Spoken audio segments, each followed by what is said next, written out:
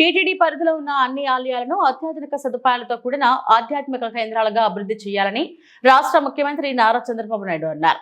తిరుమలలోని Vaikuntham queue complex లో ఏర్పాటు చేసిన ఏఐ ఆధారిత ఇంటిగ్రేటెడ్ కమాండ్ కంట్రోల్ సెంటర్ లో ఆయన సమీక్ష నిర్వహించారు. భక్తులకు ఎలాంటి సౌకర్యం కలగకుండా ముందస్తుగా సమస్యలను గుర్తించి పరిష్కరించే విధంగా వ్యవస్థను బలోపేతం చేయాలని అధికారులను ఆదేశించారు. క్యూ లైన్ లో ప్రవేశించినప్పటి నుంచి దర్శనం పూర్తయ్యే వరకు సేవలను కమాండ్ కంట్రోల్ సెంటర్ ద్వారా పర్యవేక్షించాలని సూచించారు. భక్తుల్లో భక్తిభావాన్ని పెంచేందుకు మరిన్ని ఆలయాల నిర్మాణం చేపట్టాలని, అన్నదానం, వైద్య సేవలను మరింత మెరుగుపరచాలని తెలిపారు.